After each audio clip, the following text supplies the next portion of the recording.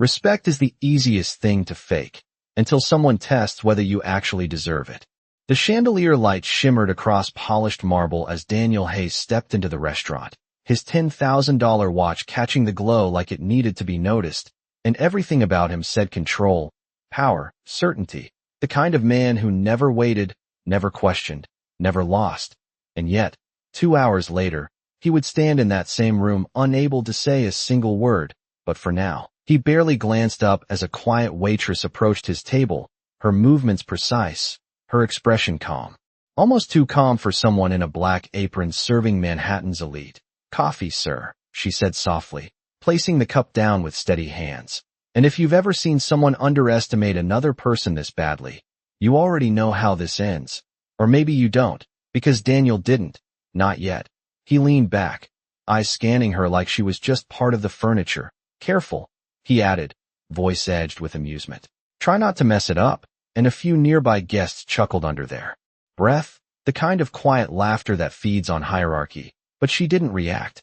Not even a flicker, just a small nod before turning away. And that was the first thing that bothered him. Not her silence, but the absence of submission, because most people in her position would over-apologize, overcompensate, try to please, but she didn't.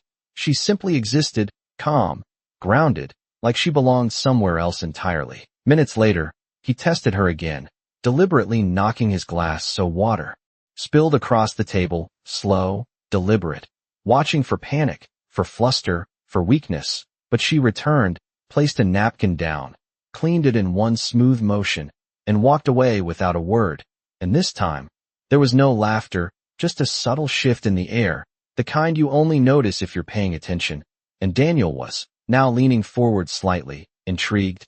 "Interesting," he muttered, tapping a crisp $100 bill against the table as if money could force a reaction. But again, nothing, no glance, no hesitation, just quiet indifference. And somewhere across the room, a man in a tailored suit stood a little straighter, watching her, not him.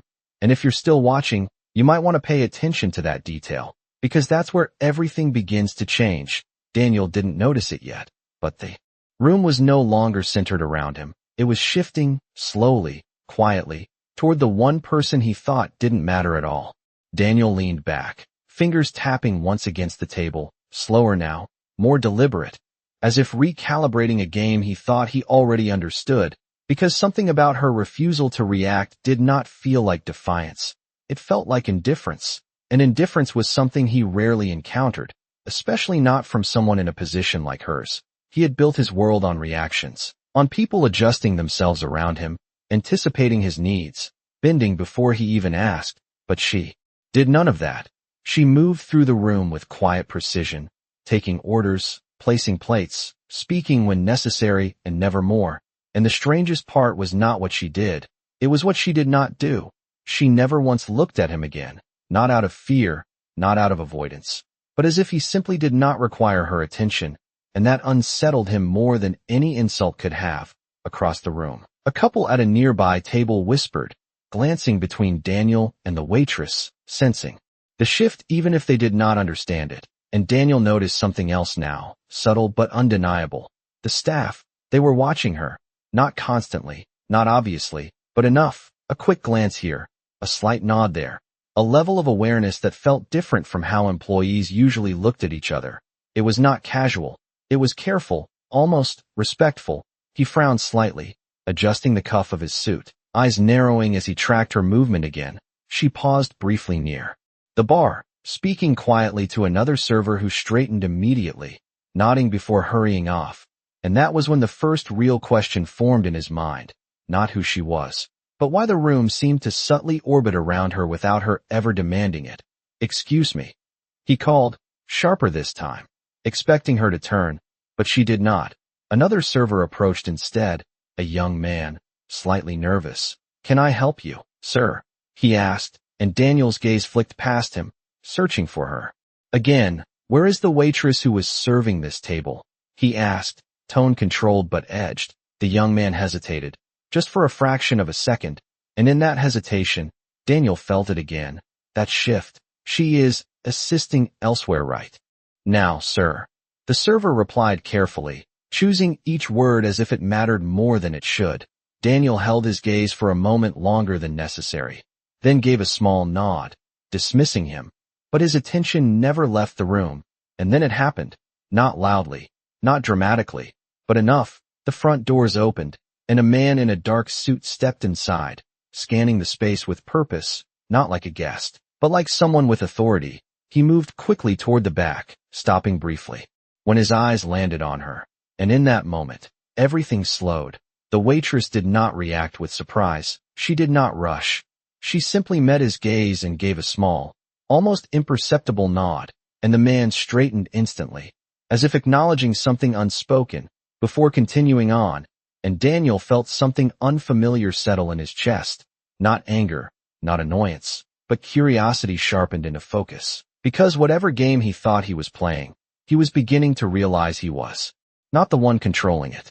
The difference between power and presence is simple. One demands attention, the other never needs to. And Emily Carter had learned that long before she ever stepped into this room, long before the uniform, long before the silence became her shield instead of her weakness, because 3 years ago, she had stood in a very different place, not on a polished marble floor, but inside a glass office overlooking the Hudson, signing documents that moved millions of dollars with the same steady hand that now carried coffee cups. And back then, people had watched her the same way they were watching her now, except the difference was in their eyes. Then it was ambition, expectation, calculation. Now it was assumption, dismissal, and something quieter beneath it all. Curiosity they could not explain. She had chosen this, not out of necessity, but out of intention. Because there was something you could only learn when no one thought you mattered. Something about people, about truth, about the small ways they revealed themselves when they believed there were no consequences. And Daniel Hayes was revealing himself perfectly. She had seen his type before, not cruel, not even truly arrogant, just conditioned to believe that value was visible, that status was obvious, that power looked like expensive watches and controlled rooms. And so he tested, not to hurt, but to confirm what he already believed, that she was exactly what she appeared to be. And that was his mistake, because Emily understood something he did not. The most dangerous position in any room is the one no one is paying attention to. She moved past the bar again, pausing just long enough to glance at the reflection in the mirror behind the bottles, not to check her appearance, but to observe the room as a whole, the slight tension in the staff, the shifting posture of the guests, the quiet arrival of executives who were not there for dinner. And in the corner, Daniel, watching now, no longer amused, no longer dismissive, but engaged. And that was the moment everything truly began. Because curiosity changes behavior. It sharpens perception.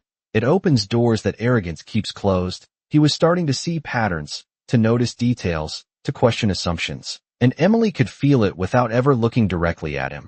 She had seen that shift before too. The exact second when someone realizes the story they have been telling themselves might not be true. She reached the service station, setting down an empty tray as another staff member approached, voice low, careful. "They are ready," he said. And for the first time that evening, she allowed herself the smallest pause, not hesitation, not uncertainty, just timing. Because timing was everything. She nodded once, calm, controlled, then reached behind her neck and untied the apron strings with a slow, deliberate motion. And across the room, without understanding why, Daniel Hayes sat up straighter, as if something in the air had shifted again, heavier now, more defined, like the moment before a reveal you cannot yet see but can already feel coming. Some moments do not arrive loudly. They tighten the air so slowly you only realize it when it is too late to ignore. And as Emily untied the apron and folded it neatly onto the service counter, the rhythm of the restaurant shifted just enough for those paying attention to feel it. Conversations softened, footsteps slowed, even the clink of glass seemed more distant, and Daniel felt it without understanding why. His instincts, sharpened by years of high-stakes decisions, telling him something was changing, something he had not accounted for. He stood halfway from his chair before catching himself, then sat back down, masking the movement with a casual adjustment of his jacket. But his eyes never left her now, no longer watching a waitress, but watching a variable he could not yet define. Emily stepped away from the service station and moved toward the center of the room. Not quickly, not dramatically, just with a quiet certainty that made space open before her without a word being spoken. A senior manager appeared at her side, posture straight, voice lowered. "They are all here," he said, and she gave a small nod. Nothing more, no acknowledgement of importance, no shift in expression, just acceptance, as if this moment had already been decided long before tonight. Daniel's attention sharpened further, his mind running through possibilities: investor, auditor, consultant. None of them fit, because none of them would move like that. None of them would command a room without a single visible signal of authority. And yet everyone was responding, not out of fear, but out of recognition, and that unsettled him more than anything else. He pushed back from the table and stood this time, slow, deliberate, as if proximity might give him clarity. "Excuse me," he said as she passed within a few feet of him, his voice controlled but firm, and for the first time that evening, she stopped, not abruptly, not reluctantly, just enough to acknowledge the interruption.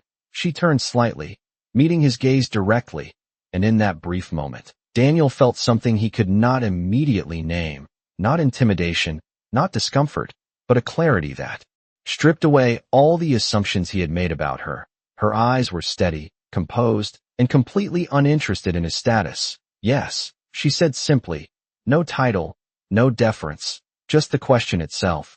And Daniel hesitated, just for a fraction of a second, the first hesitation he had shown all night. "I believe you were serving this table," he said, choosing his words carefully now, testing again, but differently. She held his gaze, calm, unshaken, then gave a slight nod. "I was," she replied, past tense, deliberate, and something in that single word shifted the balance between them, because it implied change, it implied transition, it implied that whatever role she had been playing was no longer in effect. Daniel's jaw tightened almost imperceptibly. "And now?" he asked, quieter, more focused, but she did not answer, not directly. Instead, she glanced briefly past him, toward the entrance where several executives now stood waiting, then back to him, and for the first time, there was the faintest hint of something in her expression, not emotion, not judgment, but recognition, as if she had already seen exactly how this conversation would end. "Now," she said softly, "you will understand." And without another word, she stepped past him, leaving Daniel standing there, surrounded by a room that no longer felt like his. Power does not reveal itself when it enters a room. It reveals itself when everyone else stands without being told. And that was exactly what happened as Emily reached the center of the restaurant. The executives near the entrance straightening almost instantly, conversations dissolving into silence not out of confusion, but out of recognition, the kind that comes from knowing something important is about to unfold. Daniel turned slowly, his attention no longer divided, no longer testing, now fully locked on her as she stepped forward, and the manager beside her cleared his throat, voice carrying just enough to reach the surrounding tables. "Ladies and gentlemen, thank you for your patience," he began, but his tone was different now, no longer the polished hospitality he had used all evening. This was something else, something formal, something official, and Daniel felt a quiet tension settle in his chest, the kind that comes before a realization you cannot yet name. Emily reached the table at the center of the room where a small stack of documents had been placed, crisp, untouched, waiting, and for a moment, she did nothing, just stood there, hands resting lightly against the surface, eyes scanning the room not to command it, but to acknowledge it, and one by one, the executives stepped closer, forming a loose circle around her, each of them dressed in the same language Daniel knew too well: tailored suits, controlled expressions, the posture of people who operated in boardrooms, not dining rooms. And yet here they were, waiting, not speaking, not leading, just waiting for her. Daniel's mind moved quickly now, connecting fragments, the earlier glance, the staff's quiet deference, the arrival of these men. None of it fit the narrative he had built, and that realization did something unexpected. It unsettled him, not visibly, not outwardly, but enough that his usual certainty began to thin. "What is this?" he murmured under his breath, more to himself than anyone else, but no one answered, because no one needed to. Emily reached forward and picked up the pen, her movements unhurried, deliberate. And in that moment, the room held its breath, not dramatically, not obviously, but in that subtle way that happens when everyone senses the same turning point at once. She signed, a simple motion, ink meeting paper, but the effect was immediate. The man to her right nodded once, another exhaled quietly, and the manager stepped forward again, voice steady. As of this evening, he said, ownership of the Hayes Group's pending acquisition has officially been transferred. And Daniel froze. Not completely, not visibly to most, but enough, because there was only one name connected to that deal. One name he had been negotiating with for weeks. One name he had never met in person, only through layers of advisors and representatives. One name that had remained deliberately out of reach, and slowly, almost against his will, his gaze returned to Emily, who was now placing the pen back onto the table. Her expression unchanged, her posture the same, calm, composed, untouched by the weight of what had just happened. And in that moment, the final piece settled into place, not loudly, not dramatically, but with a quiet certainty that left no room for doubt. He had not been observing a waitress. He had been sitting across from the person who now controlled the outcome of the most important deal of his career. And for the first time that evening, Daniel Hayes did not know what to say. The moment power shifts is not when truth is revealed, but when consequences begin to unfold, and Daniel felt that shift settle heavily around him as the quiet murmur of the room returned, softer now, more controlled, like everyone was choosing their words more carefully than before. He straightened instinctively, adjusting his jacket as if restoring order to something that had already slipped beyond his reach. Emily Carter, he said finally, testing the name, grounding himself in something familiar, something structured, because names meant control, names meant identity, and identity meant leverage. But she did not respond immediately. Instead, she turned slightly toward one of the executives, exchanging a few quiet words that Daniel could not hear, and that distance, that lack of immediate acknowledgement, tightened something inside him, because for the first time, he was no longer the center of the interaction. He was waiting, and he was not used to waiting. When she finally looked back at him, her expression had not changed, still calm, still composed, but now there was clarity in it. No longer observing, now deciding. Mr. Hayes, she said, her voice even, professional, as if they were meeting for the first time, and in a way, they were, because everything before this moment no longer applied. I believe we have business to discuss, she continued, and the words were simple, but the weight behind them was unmistakable. Daniel nodded once, slowly, forcing his posture into something controlled, something deliberate. I was not informed you would be present tonight, he replied, carefully choosing neutrality over defensiveness, but she did not react to that either.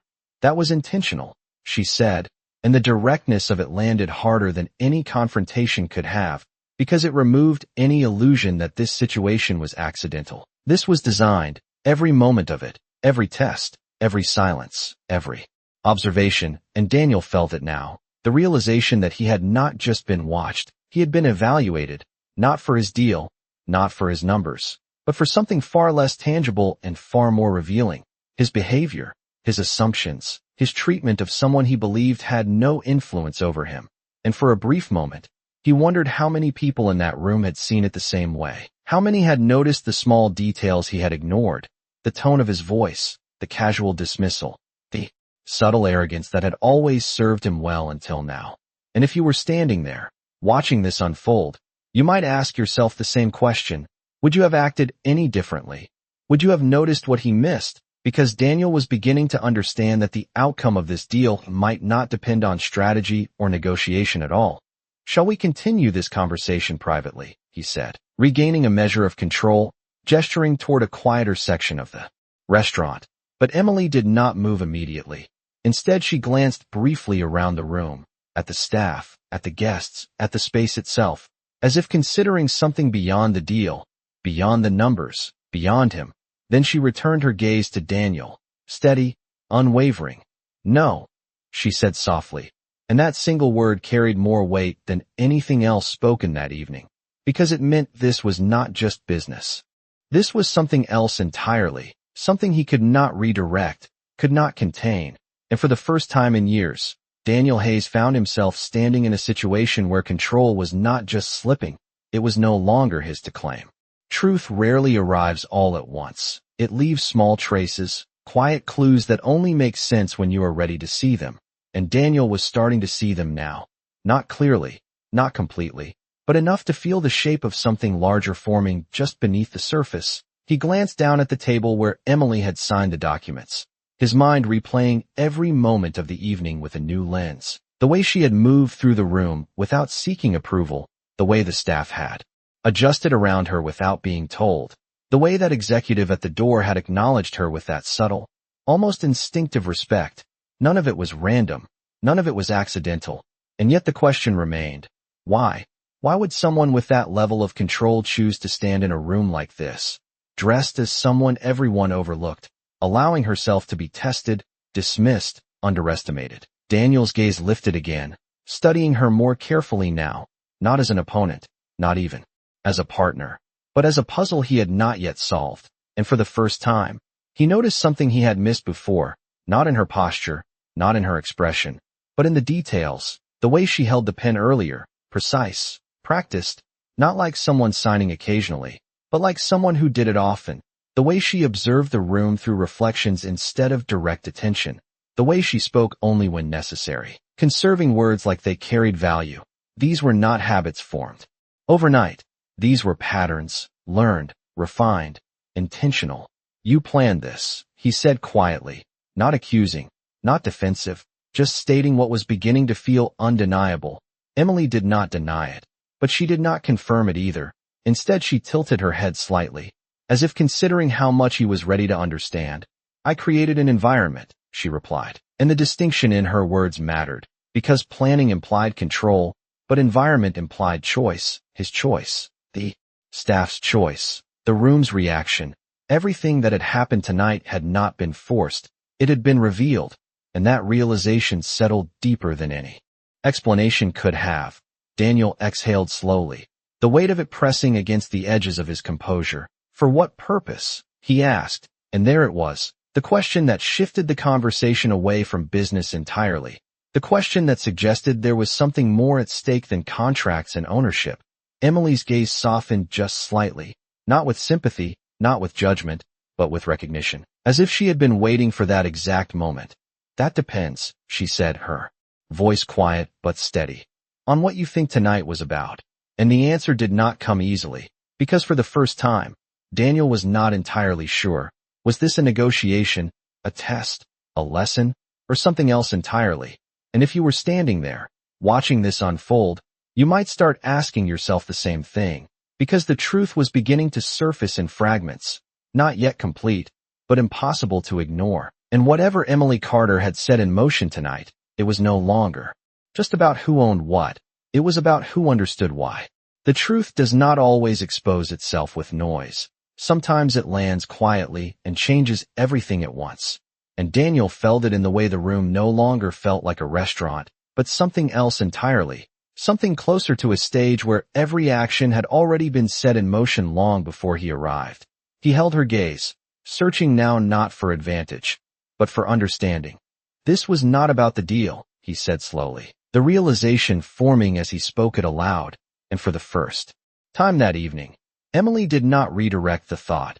She simply let it stand. No, she said, calm, certain, and that single word shifted the ground beneath him more than any contract ever could, because it meant everything he had been focusing on was never the point. Daniel's mind moved quickly, connecting the final pieces, the deliberate anonymity, the choice to be present without status, the environment designed not to test negotiation, but behavior. And then it surfaced, clear and undeniable.